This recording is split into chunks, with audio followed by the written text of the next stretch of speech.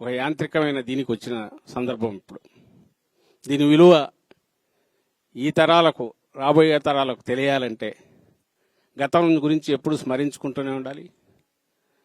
జరిగినవన్నీ స్మరించుకుంటూ భవిష్యత్తుకు బాటలు వేసే దిశగా బాధ్యత కలిగిన పౌరులతో పాటు రాజకీయ పార్టీలు ముఖ్యంగా దేనికోసమైతే మనం ఈ స్వాతంత్రం తెచ్చుకున్నారో ఆ రోజు ఎందరో మహానుభావులు వాళ్ళ ప్రాణాలు తెగించి జాతి కోసం పోరాడి సాధించి మనకు దక్కించారో దాని ఫలాలు పూర్తిగా అందాలంటే మనకు మనం రాసుకున్న ఒక రాజ్యాంగం, నిజమైన ప్రజాస్వామ్యం, అందులోనూ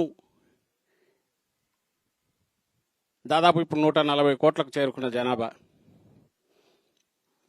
ప్రపంచంలోనే భూగోళం మీద ఉండే దాంట్లో రెండో అతిపెద్ద దేశం, డెమోక్రటిక్ దేశంగా అతిపెద్దది, అన్నిటికంటే పెద్దది, జనాభా రీత్యా రెండవ అతిపెద్ద దేశం. బాధ్యత అంతే పెరుగుతుంది. ఆ బాధ్యతను ఇంతవరకు చూస్తే విస్తృత ప్రయోజనాల రీత్యా, ప్రపంచ సంక్షేమం దృష్ట్యా, ప్రపంచ క్షేమం దృష్ట్యా, ప్రపంచ శాంతి దృష్ట్యా భారతదేశం ఎప్పుడూ తన పాత్ర కీలకమైన సమయాల్లో ఏ రకంగా అయితే పోషించాలో అది పోషిస్తూనే ఉంది. ఒక నిర్మాణాత్మక పాత్ర. ఇప్పటికి కూడా కొంచెం హెచ్చుతగ్గులున్నా అలాగే నడుస్తుంది. ఇది గర్వకారణం మనందరికీ. అలాగే ప్రపంచం అంతటా భారతీయులు ఈరోజు ఉన్నారు, నిర్ణయాత్మక పాత్ర పోషిస్తున్నారు. మన తెలుగు వాళ్ళు ప్రపంచం అంతటా ఉన్నారు. ఇంతమంది మనం అందరం భారతీయులు అనుకుంటే ఉండే గర్వంగా చెప్పుకోగలిగిన ఇది మన తెలుగు వాళ్లకు దక్కింది. ఈ దేశంలో ఉన్నందుకు అన్ని జాతులతో పాటు మనం కూడా గర్వంగా ఫీల్ అవుతాం. ఇంత ఉత్కృష్టమైన మనకు సంస్కృతి, వారసత్వం, చరిత్ర కూడా ఉంది.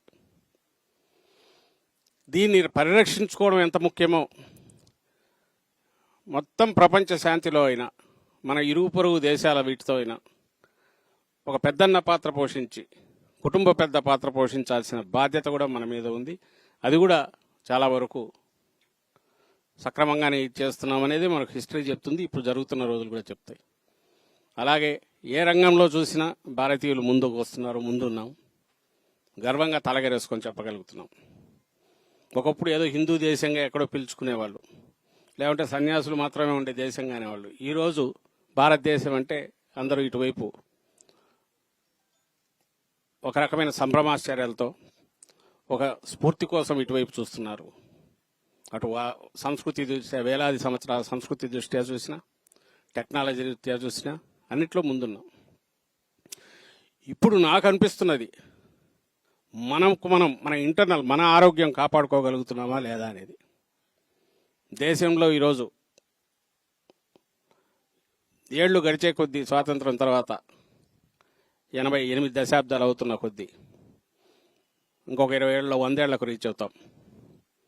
కానీ ఆ రోజున్న స్ఫూర్తి ఎలాగైతే ఇప్పుడు అంతగా కనిపించట్లేదు. వ్యవస్థలన్నీ కూడా యాంత్రికంగా తయారైన నేపథ్యం కూడా ఇప్పుడు దేశంలో కనిపిస్తుంది. ముఖ్యంగా ఒక బాధ్యత కలిగిన రాజకీయ పార్టీ ప్రతినిధిగా చెప్తున్నా, రాజకీయ పార్టీలు జవాబుదారీతనం తగ్గుతోంది. నేను ఎందుకు ఈ మాట అంటున్నానంటే, వైఎస్ఆర్ కాంగ్రెస్ పార్టీ జగన్మోహన్ రెడ్డి గారు తన తండ్రి దివంగత మహానేత రాజశేఖర రెడ్డి గారి ఆశయాలతో ప్రారంభించిన రోజు నుంచి విలువలు, విశ్వసనీయత, జవాబుదారీతనం ఈ మూడిటి మీద స్ట్రెస్ చేస్తూనే వస్తున్నారు. అందువల్ల వాటి విలువ మాకు తెలుసు, మనకు తెలుసు, వైఎస్ఆర్ కాంగ్రెస్ పార్టీకి తెలుసు. అవి సక్రమంగా, ఇవి ఎవరో మనకు మీద పెట్టేవి కాదు, మనకు మనం పెట్టుకోవాల్సినవి. అందుకే ఆ రోజు నుంచి ఈ రోజు వరకు మనం గమనిస్తే జగన్మోహన్ రెడ్డి గారు ఒక్కటే అడుగుతున్నారు, ప్రజలకు మనం జవాబుదారీతనంగా ఉండాలి. మనం ఏ మాట చెప్పినా పొల్లుపోకుండా అమలు చేయగలగాలి. చెప్పలేనిది చేయలేనిది చెప్పకూడదు. అలాగే వ్యవస్థలను ఆరోగ్యకరంగా ఉంచాలి. వాటి ఆరోగ్యం చెడిపోకుండా చూసుకోవడం కూడా మన బాధ్యతే. బాధ్యతారాహిత్యం అంటే ఏంటంటే వ్యవస్థలను వాడుకోవడం తాత్కాలికమైన వాటి కోసం. ఇవి ఈరోజు ప్రస్ఫుటంగా కనిపిస్తున్నాయేమో అని అనిపిస్తుంది. మన కళ్ళ ముందే జరుగుతున్న వాటి నేను వివరాల జోలికి ఇది పోదలుచుకోలేదు, ఎందుకంటే సందర్భం కాదు.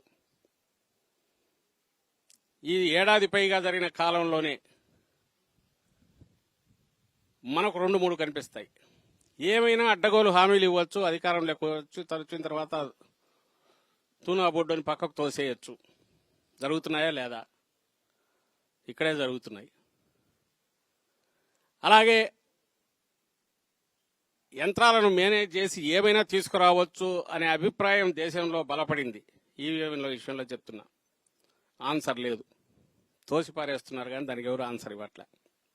ఈ రాష్ట్రంలోనే ఓటింగ్ పూర్తి అయిన ప్రాథమికంగా ఏదైతే సాయంత్రానికి పూర్తి అవుతుందో అక్కడి నుంచి తర్వాత ఆ రోజు అప్పుడు ప్రకటించిన దానికి తుది పర్సెంటేజ్ ప్రకటించడానికి 12.12.5% తేడా చూపించారు. అసాధ్యం. 50 లక్షల ఓట్లు దాదాపు. Is it possible? ఆన్సర్ ఊడి ఓట్ల.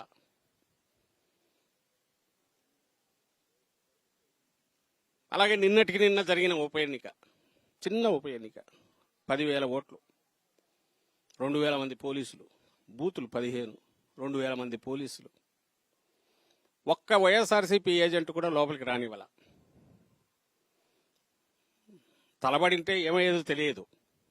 వద్దు, ప్రశాంతంగా జరగాలి ఎన్నికలు, ప్రజల ప్రాణాలు మనకు ముఖ్యం.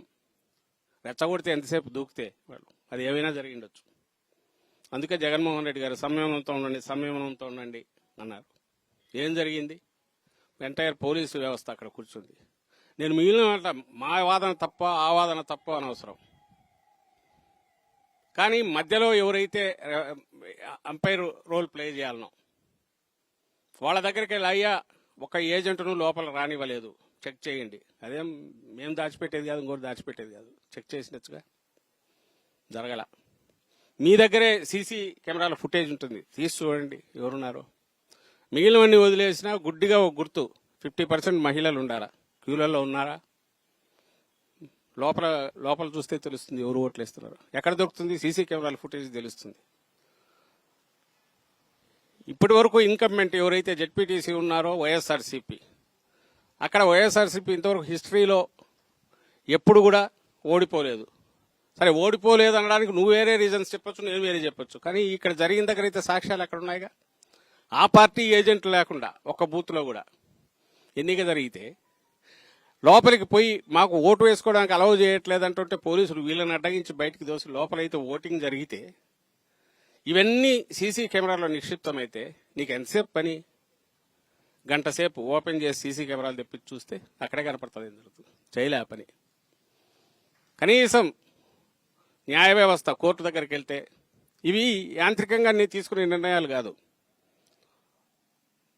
ఇది ఒక పెద్ద మనిషి దగ్గరికి వెళ్ళైనా ఇద్దరు కక్షిదారులు, అయ్యా మాకు అన్యాయం జరిగిందని ఒకరు వెళ్తే ఇమ్మీడియట్ చూడాల్సిన పని ఏంటంటే ఆధారాలు ఉంటాయి. లేకపోతే సరే రొటీన్ కేసులు నడుపుకోండి అనొచ్చు. ఏ ఆధారాలు తీసుకురండి అని చెప్పిండొచ్చు, చెప్పలా. బట్ పూర్తి విశ్వాసం ఉంది మాకు. దీని మీద మళ్ళీ పైన కూడా అజిటేట్ చేస్తాం, అన్నీ చేస్తాం. కానీ నేను ఇది ఎందుకు మెన్షన్ చేస్తున్నా ఈ సందర్భంలో అంటే వ్యవస్థలు యాంత్రికంగా పనిచేస్తున్నాయి, అది జరగకూడదు. ఇది నేను ఇంతగా ఎందుకు చెప్తున్నాను? నిన్న జగన్మోహన్ రెడ్డి గారు మాట్లాడినా, ఇప్పుడు ఈరోజు నేను మాట్లాడినా, మా నాయకులు మాట్లాడినా అంటే మేము బాధ్యతాయుతంగా ఉండదలుచుకున్న రాజకీయ పార్టీ వైఎస్ఆర్ కాంగ్రెస్ పార్టీ, మన పార్టీ. ప్రజలకు అల్టిమేట్గా జవాబుదారీతనంగా ఉండాలి. ఒక హామీ ఇచ్చామంటే నిలబడగలిగితే ఇవ్వాలి, నిలబడలేనిది ఇవ్వకూడదు. ఈ వ్యవస్థలన్నీ బాగుంటేనే ప్రజలు బాగుంటారు, అవి నడవాలి. అందుకోసం అవసరమైతే మేము కూడా ఆ పరీక్షలకు సిద్ధంగా ఉండడానికి